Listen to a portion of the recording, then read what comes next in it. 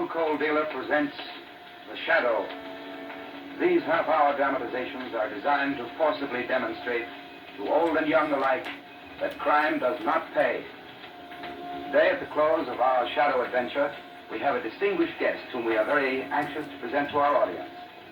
Our guest is a very charming young lady who spends her time preventing crime. I know you will all be interested to hear what she has to say, so be sure to listen. Before today's exciting adventure with the Shadow, a word with you homeowner. Wouldn't you welcome steadier, more healthful heat throughout your home this winter? Wouldn't you like to put a stop to colds in your family brought on by on and off variations of heat? Then be sure to order Blue Coal next time you need a supply of fuel. It's America's finest anthracite. Your family will enjoy Blue Coal's dependable, even warmth. You'll welcome its greater health protection and all-around economy. Ask for Blue Coal by name. It's the solid fuel for solid comfort.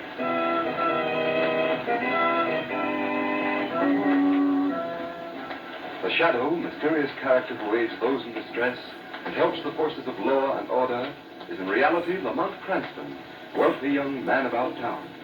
Cranston's friend and companion, the lovely Margot Lane, is the only person who knows to whom the unseen voice belongs. The only one who knows the true identity of that master of other people's minds, the Shadow. Today's story, Guest of Death.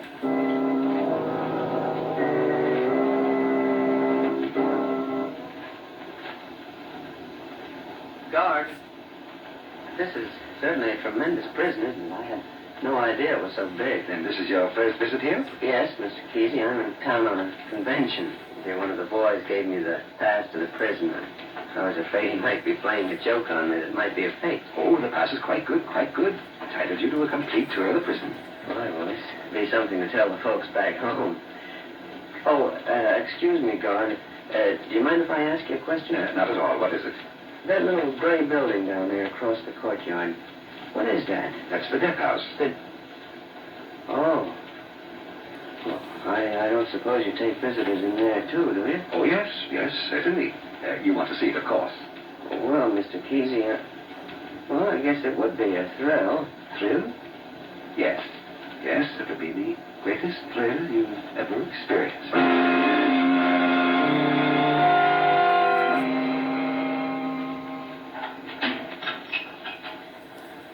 Now, here's the last sight on your tour.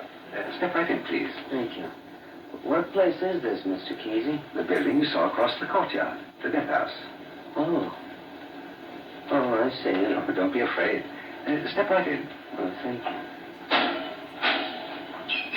There, you see. It's not an unpleasant room at all, is it?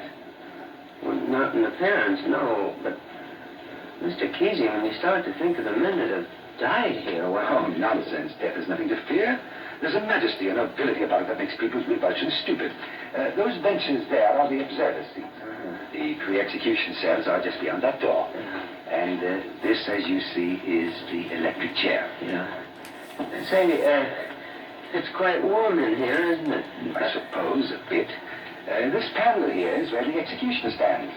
He holds his hand on the switch, and at the signal from the warden, he throws it in, like this. Oh, now, don't be alarmed. Shouldn't we leave now? First, of course, you'll want to sit in the chair? But no, I hadn't thought of anything like that at all. Oh, my. You're a timid soul. Why, this is an experience you'll never have again. Here, let me help you. Just sit right down. Well, if it's the customary thing, why... Of course, there you are. You see, nothing to it at all, is there? Imagine, men have died just like this. Yes, men have died. Just like that. Here, I'll show you how it feels to be strapped in. Well, I can imagine how. There, the chest strap across here. You've thrown that a bit tight, Mr. Kesey. Just took the wind out of me. That's the way it goes. Now, the right arm strap, like that. And the left. Oh, this thing certainly hugs a man close, doesn't it? Yes, it's a powerful embrace. Now we'll strap the left leg and the right leg, like this. Now, there you are. ready for the most noble and majestic experience of all. God. What do you mean? Death. No! No! Keep away from that! Don't!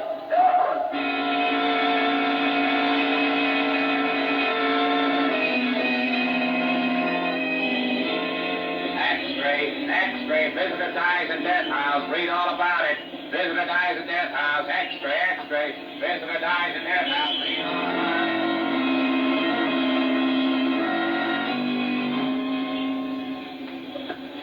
Shall I call you a taxi, sir? Yes, please.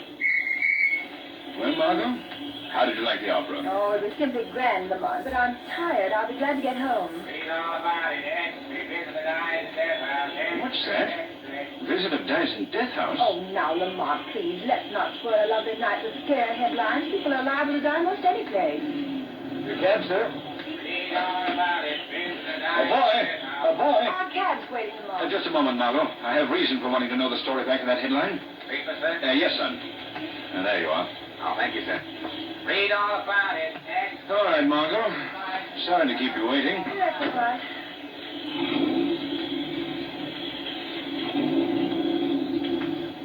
Oh, I know you're just dying to get to your story, so go right ahead, Lamont. Go ahead, read it. Here, I'll switch on the light. Well, thank you, Margot.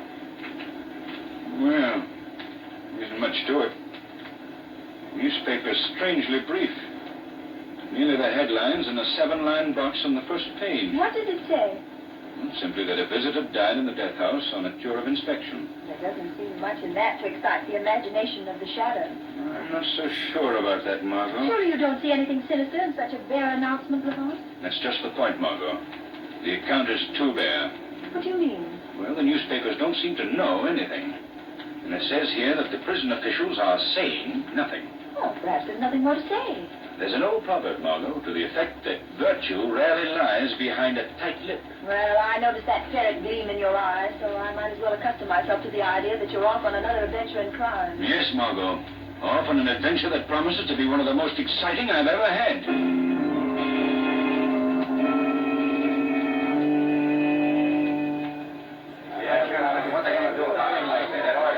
Quiet, boys. Hello? Commissioner Weston speaking. What? You can't get the warden on the phone? Yeah, I can. This is the police department. He can't ignore us. Well, you try him again, and keep trying until you get him. Now, hold a minute, boys. Trophy. Yeah? What happened when you went out first? Well, the same thing that happened to your phone call, Chief. Nothing. Couldn't you get any information? All I could find out was that the guy was in town on the furniture convention. Got a pass to see the prison, and some guard by the name of Kesey took him through. Did you question this Kesey? He couldn't get a hold of him. Why not? Well, Chief, we found out that he lives way up on the Cape, so Jim here and me went out there. And then what happened? Nothing. If somebody says nothing to me again, I'll... Just a minute. Yes. Hello? Commissioner Weston speaking. Good evening, Commissioner Weston. Oh, you again. Yes, Commissioner. The Shadow. Just a minute. Hold the line. You men wait outside. I'll call you if I need you. Okay, Commissioner, we'll be right. All right, Shadow. Go ahead. What's on your mind? I called to find out what you know about the death of that visitor out of the prison. I don't know a thing, and I can't find out anything. The prison officials don't seem inclined to cooperate at all. Did you know, Commissioner, that a short time ago another visitor died in the death house? What? Another visitor? Yes. The first visitor's death passed almost unnoticed. But now, Commissioner, another. Say, this puts a new light on the whole matter. Calls for immediate action. No, Commissioner. Hold everything until you hear from me.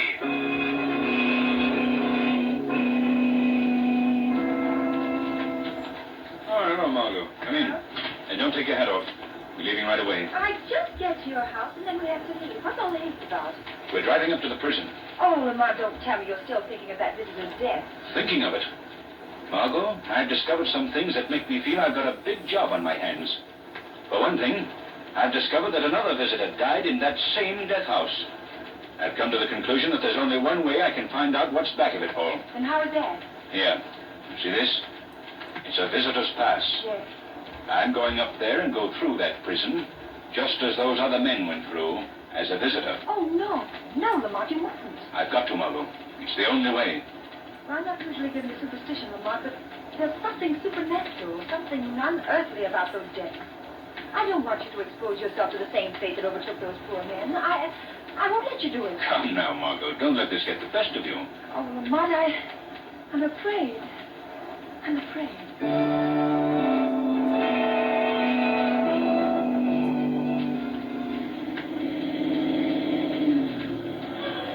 This is all right, Margot. Park the car right here. Now, that's the entrance to the prison down there at the bottom of the hill. Lamont, I wish you wouldn't go through with it. You may be walking to your death. Don't worry, Margot. You stay here in the car. And remember this. Don't lose your courage, no matter what you may hear or what you may see.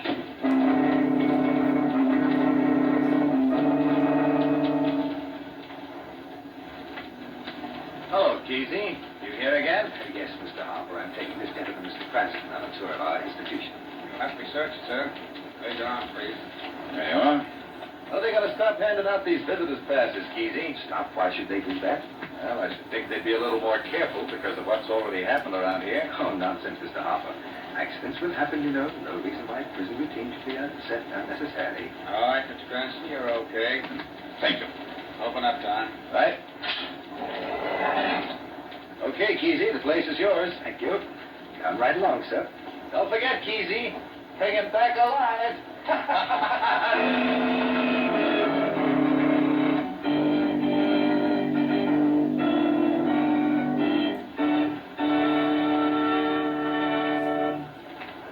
We'll return you to the second half of the Shadow's exciting adventure in just a moment.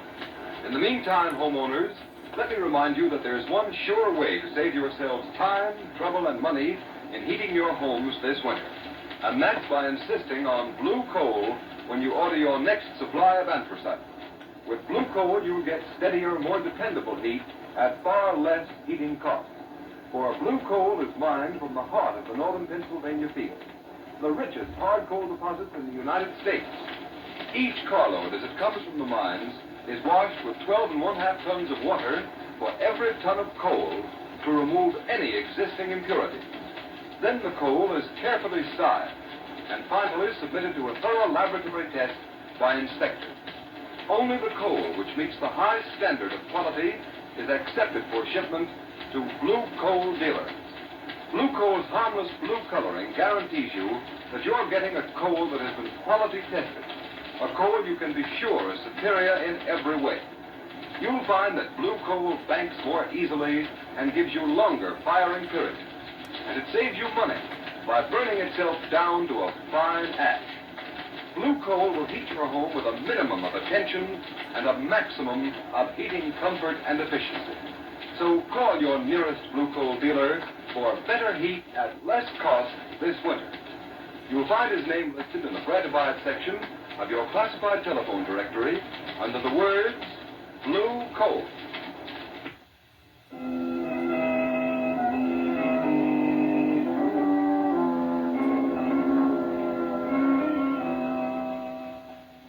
So, this is the death house, eh, Kesey? Yes, Mr. Cranston. The end of your prison tour.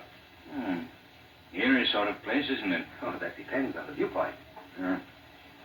You've worked in this prison a long time, haven't you, Kesey? I've been here 35 years, Mr. Cranston. Really? Sir, 35 years in the service. Yeah. Is this your regular job, taking visitors through the prison? Yes, I've been doing this for several years. But it's a poor substitute for the place that rightfully belongs to me. The place that rightfully belongs to you? What do you mean by that? Nothing. Nothing at all. I shouldn't even have mentioned it. Come now, this has nothing to do with your tour of the prison. Well, I'm sorry, I didn't mean to pry into your affair. Oh, now pay no attention to what I've said. I'm a bit out of sorts today, nervous, I guess. Yes, I understand. I suppose I'd be nervous, too, if I did the things you've done. The things I've done, Mr. Cranston? What do you mean by that? Oh, nothing, Kesey. I'm just thinking of how I'd be affected by 35 years spent in a place like this. That's all. It does play on a body's nerves. But a single visit can affect the nerves even more than 35 years. I'm afraid I don't understand. Oh, not now, perhaps. But you will. Oh, yes, you will. Well, it's been a very interesting tour, and I'm much obliged to you. I must be running along now. But I haven't explained this room, the death house, to you. Well, that's hardly necessary. Surely you wouldn't leave without sitting in the electric chair, Mr. Cranston. My curiosity doesn't go to such extremes. But every visitor sits in the chair. Well, Kesey, you've been very thorough in showing me through the prison, so if you feel I'm spoiling your final touch, why, of course I'll sit in your chair. Ah, good. Sit right down. All right. There we are. Now I'll strap you in. Oh, it won't take a minute. There. The chest straps are already, you see. Well, you certainly did that with amazing speed, Kesey. Like an expert. I am an expert, Mr. Cranston. Years ago, I was a member of the execution squad. Really? Then you participated in the actual executions? I was one of the men whose job it was to strap the condemned in the chair. The man for each strap, you know. Speed is important. The quicker it's done, the less the condemned suffers. I was on the chest strap. That happens to be the most important one. I can testify to your efficiency. I can hardly move a muscle. I don't suppose you can. There we are. Snug as a bug in a rug. But not so comfortable. By the way, Mr. Cranston, you remember the famous Carlton case, don't you? Oh, very well. Carsden was brought to justice as a result of the efforts of a character known as the Shadow. Then surely you must remember me. My picture was in all the newspapers at the time. Oh, really? I suppose you helped to strap Carsden in the chair. Oh, no. I executed him. You what? Oh, it was a very unusual case. You see, we had a new executioner. At the last moment, the poor fellow's nerve gave away. Oh, there was quite a to-do. Carsden was already strapped in the chair. The warden was beside himself. Somebody had to bring matters to a conclusion. So, I volunteered my services. As executioner? Yes. Oh, it was quite an experience. First and only time I ever attracted the least bit of attention. But it was the cause of the most bitter disappointment in my whole life. Disappointment? You see, I'd hoped that my service would be rewarded with a permanent appointment as executioner. You had an ambition to make a career of it? Well, why not? Hundreds of others applied for the job. Oh, it's a position of distinction. You say you were promised the job? Yes, but the authorities didn't live up to the promise. They cheated me, robbed me of what was mine. Oh, I wouldn't let it disturb me so if I were you. Disturb me? It's rankled in my heart throughout the years and left me with one consuming desire to hate. A hatred like that can hurt no one but yourself. You think not, and I know better. I'll make them pay for what they've done to me. I'll make them pay. I think you have an entirely wrong attitude, Kesey. Well, this has all been very exciting, and now if you'll unstrap me and let me out of this electric chair, What? Let you out of the chair, Mr. Cranston? Never. I'm going to give you what I gave the others. What do you mean, Kesey? In a moment, I'm going to pull the switch and fling you into eternity. Let me out of this chair. Yes, I'll let you out. You can't do anything like that. You can't get away with it. I told you I'll make them pay for what they've done to me. Get yourself together, man. Why do you want to wreak your vengeance on people like me? Because you are people, and the people cheated me, and they'll pay for it. Kesey, you're a fiend. I'm a cheated man. That's only your excuse, an excuse you offer your conscience to justify the things you do. Shut up. There's only one reason for you doing a thing like this, Kesey. The desire to satisfy a vicious urge in your diabolic nature. Shut up, I say. You can't go through with this thing without your excuse. Well, I'm going to take that away from you. I'm going to turn you inside out and show you the fiend you really I'll are. let you. I'll shut you up. I'll put the headpiece on and cover your face with a death. Don't you dare! You can say what you want now. I don't have to hear you. Now, the switch and eternity.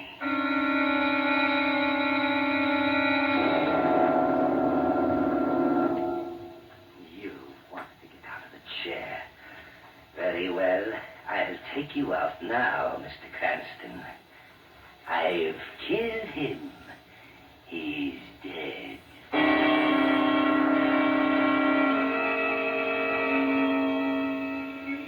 Hey, lady. Can't park here all day. You'll have to move along. I'm waiting for a friend, officer. Don't you know you're not allowed to park within 500 feet of a prison? But my friend should be along any minute now. Where is he? He's in the prison. He's a visitor. Visitor. Did you say he's a visitor? Yes. What's the matter, officer?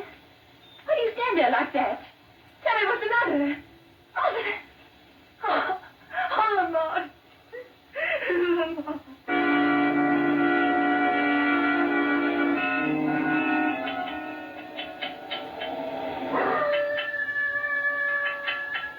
Can't figure out why people have their water pumps outside the house so they'll freeze. Oh, here you are, Mr. Kesey. I don't expect this water pump will give you any more trouble. Leastwise, not tonight. You've done a good job, Mort. Sorry I had to get you up on a night like this. Tain't no pleasure plodding up that there sand road any night. Say, what's the matter with that hound dog of yourn? Doing a powerful lot of howling tonight, ain't he? Yes, quite a lot. They say hounds howl like that when somebody dies. Dies? Yes, I've heard that said. Chimney crickets. It's enough to make a body's skin creep. You don't suppose he sees something, do you? A spirit, I mean? No, it's nothing. Forget it. Don't reckon even spirits would come up here. Does he often howl like that? I've only heard him do that twice before. Tonight makes the third time. Well, there's your water pump, fitting fine, Mr. Kesey. I'll be getting on down to home now. Good night to you. Good night, Mort. Rex, here. Come here. In the house. You go on. Get. Enough of that now. Lie down. Chicken-hearted old hound. Just like a human, you fear death, too. That fool Mr. Cranston I sent to eternity today, he was afraid of death. But that didn't save him. He's no more. He's dead. And I'll send many others after him. What's that? Who's there? Who's out there? Is that you, Mort? No, Kesey. Mort is well down the hill now. There's nobody out there. I'm right here, in your house. Right here in the room with you. I know where you are. You're in this house. You see, I'm not in the closet. I'm right here, behind you. Who are you? What do you want? You, Kesey. I've come for you. Don't you touch me. Don't you come near me. Surely you're not afraid of death. Death? Remember, only fools fear death, Kesey. Get out. Get out. I'll frame you. I'll kill you here. You have a poor aim, Kesey. Get out. Get out. You see, it's useless, Kesey. You can't destroy what you can't see. Why have you come here? To end your criminal career. I've committed no crime. I'm going to make you confess to the murder of those innocent visitors at the prison. I don't know what you're talking You about. cannot lie to me. I know. You killed those men in cold blood. That's a lie. I'll admit you're clever. You did your job with fiendish genius. But you're at the end of your rope, Kesey. The only hope left for you is to confess and clear your soul. No, I'll admit nothing. Leave me alone. I won't confess. Oh, yes, you will. I'm not through with you yet. Look, Kesey. In this corner of the room. Right here. That's it. Now watch carefully. And you'll see someone you met not many hours ago. Look, Kesey. Look. Cranston. There. Now you see standing before you the man you strapped in the chair a few hours ago. Go away. Go away. You're dead. You're dead. Confess, Kesey. I killed you. You're dead. Confess. I won't. Go away. Confess. Wait. Confess. All right. I can do that, Kevin. But I'll never be taken alive. Never. Ah!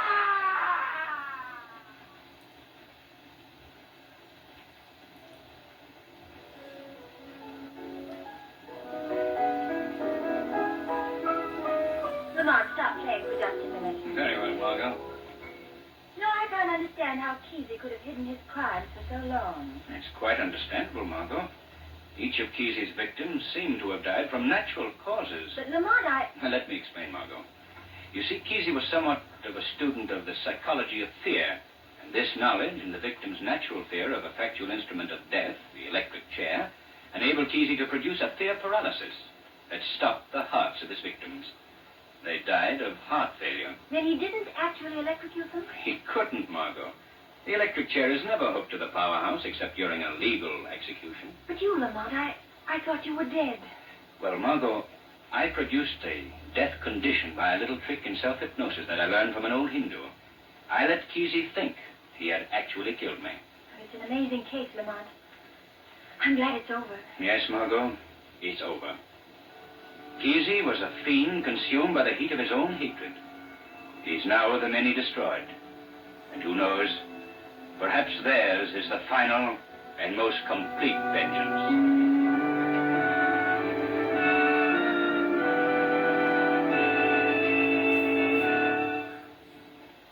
In a moment, we shall present to you our charming guest of the afternoon. But first, here's John Barclay, Blue Coal's heating expert, with an important message. Thanks, Ken Roberts. Friends, I'm not going to do the usual thing and remind you just how many days are left before Christmas.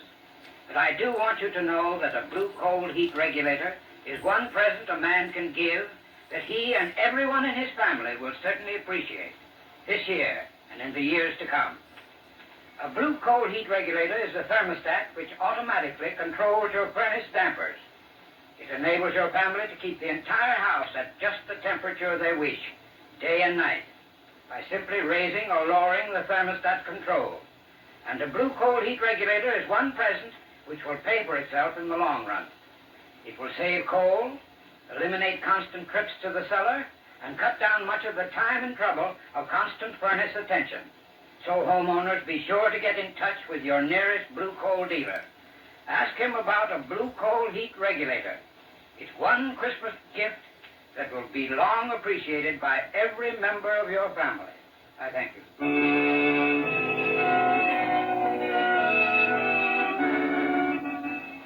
Ladies and gentlemen, the sponsors of The Shadow are extremely happy to introduce to you a young lady who devotes her time to the problems of New York City's maladjusted families, from which so often spring undesirable citizens and lawbreakers. It is with great pleasure that I introduce to you Miss Anne Halperin, Probation Officer of the Family Division of the Domestic Relations Court of the City of New York. Well, that sounds like a big job for such a little lady. Trying to help other people adjust their difficulties is always a big job, Mr. Roberts. But knowing that we are helping parents and children make the most of their lives makes it intensely satisfying work. And a mighty fine piece of work you're doing, too, Miss Halperin. Thank you, Mr. Roberts. I certainly hope so. I feel that I cannot stress too strongly the part that an unhappy or broken home can play in the formation of criminal habits. The Domestic Relations Court attempts to check the problem at one of its roots, just as you attempt to meet it in another way, by showing your listeners so dramatically and convincingly the folly and complete futility of crime. Thank you, Miss Halperin. It makes all of us feel we're doing something really worthwhile, especially so knowing that you and your associates in the business of crime prevention believe our efforts are not in vain. It's been a real privilege to have you as our guest this afternoon, and we thank you very much, Miss Halperin. Today's program is based on a story copyrighted by The Shadow magazine. All the characters and all the places named are fictitious. Any similarity to persons living or dead is purely coincidental. The Shadow magazine is now on sale at your local newsstand.